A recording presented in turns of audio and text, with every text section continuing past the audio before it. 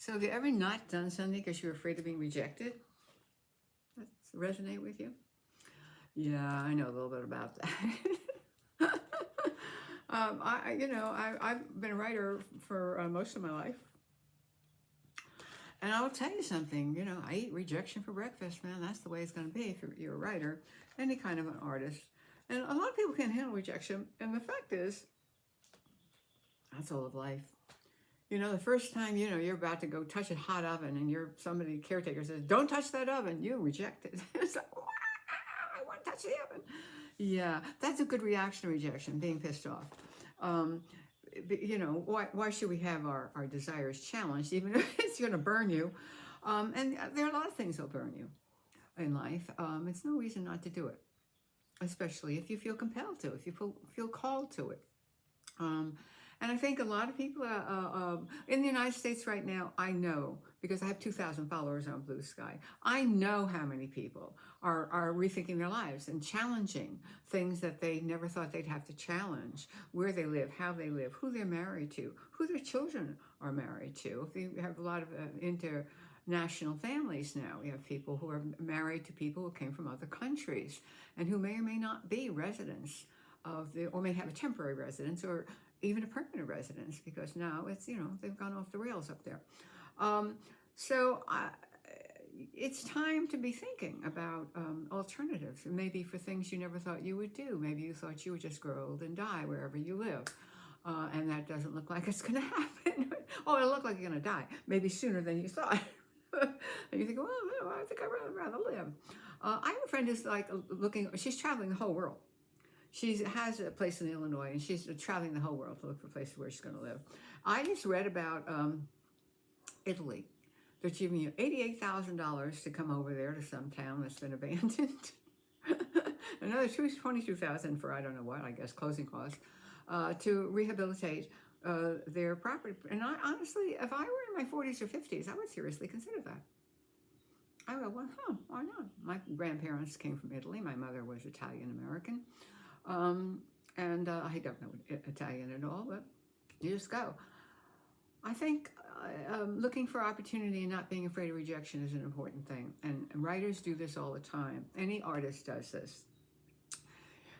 The one thing you have to do as an artist, and this is it took me a long time to understand, it's not personal. Rejection is not personal. What happened in terms of the industry, in terms of publishing, in terms of filmmaking, in terms of theater, is that large corporations bought the publishers, and large corporations bought the newspapers, and large corporations bought the theaters. In fact, many of the same, like Disney owns theaters, owns publishing, and owns networks. So you are no longer dealing with one or two editors at some place. You're dealing with somebody who has a boss in a corporation. And that is like trying to bring, if you were an independent car designer and you went to Ford, oh, I have this really great car for you. Get out of here. Get out of here. We got our own designers. And that's true too. They also have their in-house people.